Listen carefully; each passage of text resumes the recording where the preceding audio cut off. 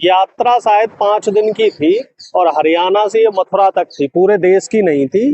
तो पहली बात तो ये है कि हमारे जो मीडिया के साथी हैं वो इस चीज को समझ लें, ये कोई सनातन धर्म एकता यात्रा नहीं है। ये सिर्फ अपनी दुकान चलाने की यात्रा है कि धीरेन्द्र शास्त्री की जो दुकान ठंडी हो गई थी, उनकी टीआरपी डाउन हो गई थी, तो अपनी टीआरपी को बढ़ाने के लिए, चूंकि चुनावी माहौल था, चुनावी माहौल में सरगर्मियां बटोरने के लिए धीरेन्द्र शास्त्री ने यह यात्रा शुरू करी।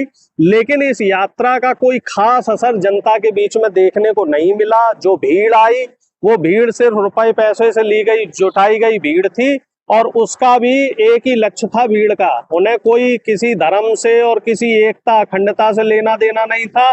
वो सिर्फ खाने पीने के स्टॉल पर पहुंच जाते थे और खाना पीना अपना खा पी के निकल जाते थे। इस बात को धीरेन्द्र शास्त्री ने भी कहा है कि मुझसे पहले ये लोग खाने पीने के स्टॉल पे पहुंच जाते और सारा जो मामला साफ कर देते हैं। लाखों की भीड़ को आप कह रहे हैं कि वो खाने पीने और ठेके पे बुलाई गई भीड़ है। लाखों की अगर भीड़ है तो हमें दिखाया जाए कहाँ लाखों की संख्या में आदमी आया है। 10-5 हजार लोग थे और वो भी बीजेपी आरएसएस द्वारा भेजे हुए लोग थे। इस तरह के जो र्यूमर है वो नेशनल मीडिया उड़ा रहा है कि लाखों की भीड़ है, करोड़ों की भीड़ है।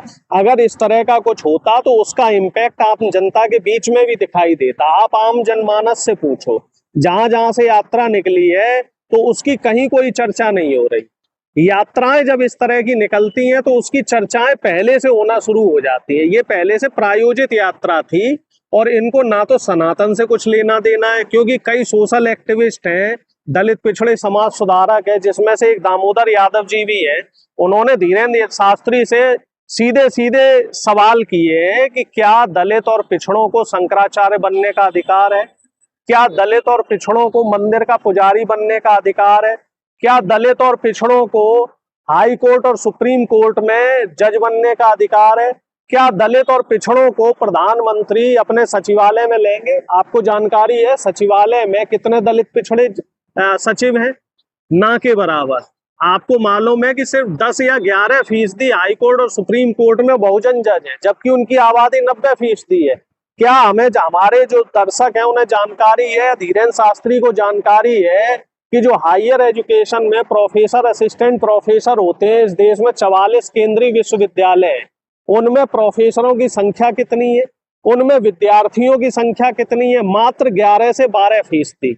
तो जहां पर मौलिक अधिकार देने की बात आती है, उस संवैधानिक प्रक्रिया के तहत जो संविधान बाबा साहब भीमराव अंबेडकर बना गए थे कि कम से कम 50% जो देश का बहुजन है उसको सभी साधनों और संसाधनों में हक और अधिकार मिलना चाहिए, वहां तो ये धीरेन्द्र शास्त्री हक और अधिकार नहीं दिलवा रहे हैं। लेकिन जब बात आ जाती है मुसलमानों के खिलाफ हिंसा भड़काने की, तो धीरेन्द्र शास्त्री इसमें आग में घी का काम करते हैं।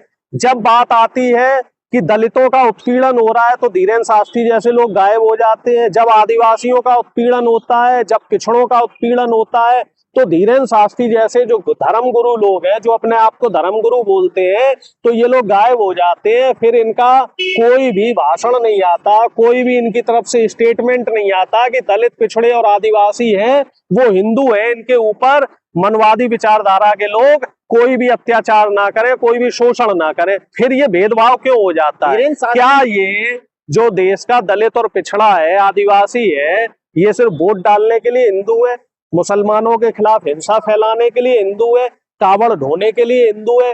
क्या इनको जो मौलिक अधिकार है उन मौलिक अधिकारों के तहत जीने का अधिकार नहीं है?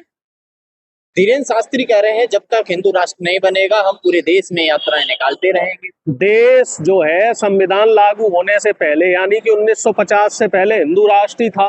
तब की उपलब्धियां हमें बता दीजिए कि जब देश हिंदू राष्ट्र था तब देश में क्या क्या अच्छे काम हो रहे थे।